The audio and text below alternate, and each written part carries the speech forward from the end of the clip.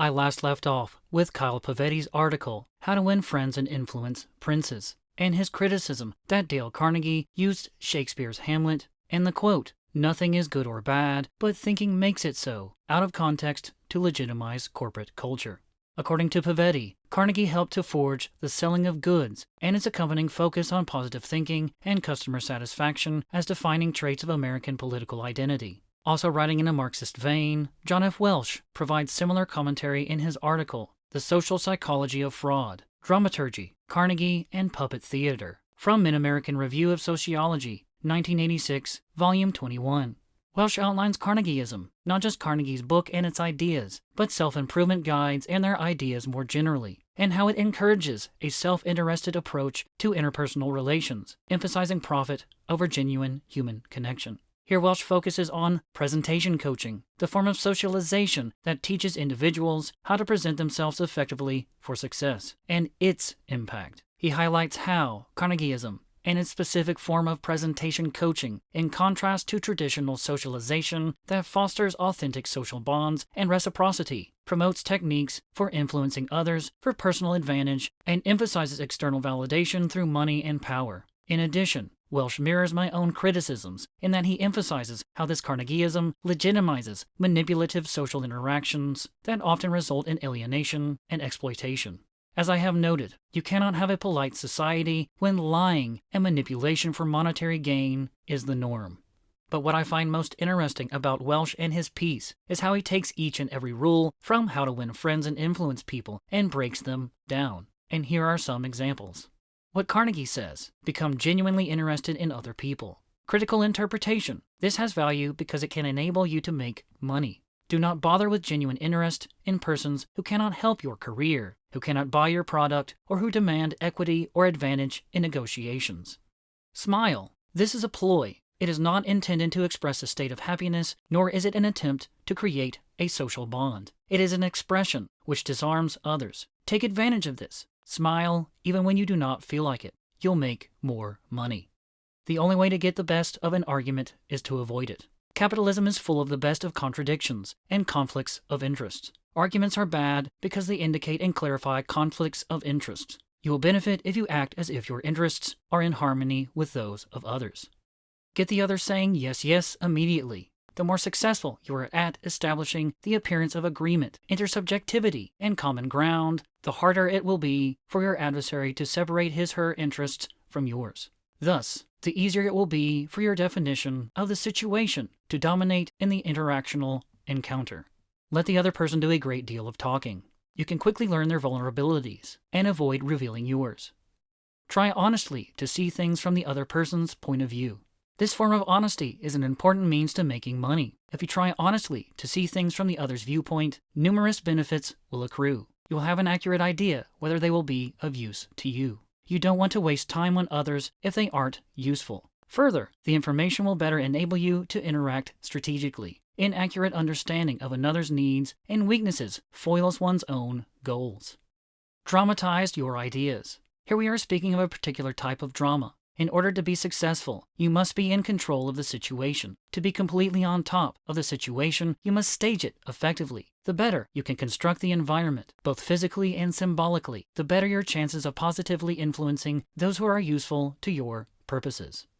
These are fairly accurate critical interpretations overall, especially given that Carnegie himself always pairs such rules with examples of how a salesman managed to manipulate others into giving in and buying his product. But the ultimate message here with Welsh is that capitalism, our supposed economic system, is to blame. Citing Marx directly, Welsh writes, "The Marxist understanding of capitalism maintains that the individual is forced to sell his/her labor power on the job market as a commodity in order to exist materially. The Marxist critique of the alienation and dehumanization which ensues from this process is certainly sufficient to condemn it." However, Carnegie's legitimation of puppet theater points to still newer dimensions of alienation and dehumanization. Carnegieism instructs us that not only does the capitalist own the labor power of the person, the capitalist owns the individual's integrity as well, since the person is forced to further dramatize this labor power to the capitalist or those who control access to the conditions of material survival. The one theme which runs through the entirety of Marxist work is the argument that under conditions of capitalist commodity productions, humans lack control over the social forces they create every day. This lack of control is called alienation, and the basis of alienation is the private ownership of the means of production.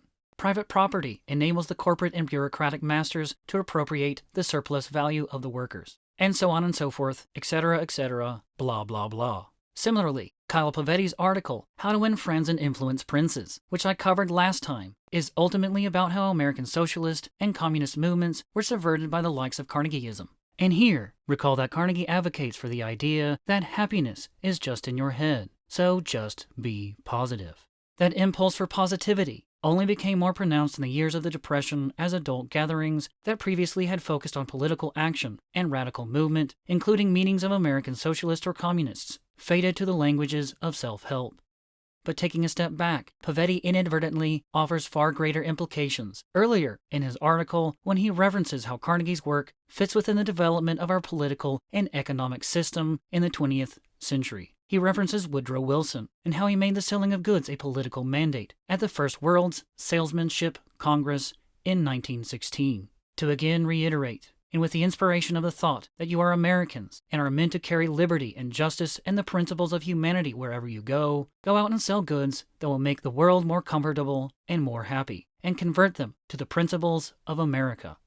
This reference immediately highlights the false dichotomy of any capitalism versus Marxism economic debate. If, that is, by capitalism, we are referring to the derogatory term for a free market economy. If nothing else, it has to be emphasized that it was this same Woodrow Wilson who oversaw the establishment of the modern federal income tax with the 1913 Revenue Act. It was also under his watch that the Prohibition era began, and while people generally do not like to discuss its negative impact, it was also Wilson who oversaw numerous economic regulation, such as the establishment of the Federal Trade Commission. Perhaps put another way, Carnegie's teachings, paired with the likes of Woodrow Wilson calling for the selling of goods as a means to convert others to the values of America, fits within an overall reduction, not just of our economic system, but of our values as a whole, as a country, down to the mere selling of petty goods. This has nothing to do with a free market economy in which, if it actually existed, mountains of regulations would not stand in the way of a family business being able to compete with a potentially ill-intentioned large corporation. Pavetti's reference to the Depression is equally important, given how Franklin D. Roosevelt, in turn, after Woodrow Wilson, greatly expanded such federal governmental powers over the economy, only to successfully restore the American economy by helping to destroy the economies of Europe and Asia. In short, there is no free market economy. We have not had much of anything at all resembling a capitalist economy in well over 100 years. And with the ever-increasing power of the state, what we have gained is not a freer economy, but a closed-off economy, with the increase in partnership between large corporations and government officials. And to address Welsh and his apparent Marxist aspirations, even if you were able to officially abolish property, or even strict forms of currency, what is going to stop people from manipulating others in Carnegiean fashion with the aim of acquiring what little resources are left over? Herein lies the problem. It is not the economic system per se itself that is the problem. It is our current values that we collectively hold as individuals. The only way to change our society is not by simply overhauling our economic system, but by treating people as if they have inherent dignity. And advocating for the removal of individual property rights is one of the worst places you could possibly start. In practice, you would not be taking over the means of production. All you would be doing is taking away the regular everyday man and woman's home and food, leaving the individual even more powerless to stand up against the tyrant.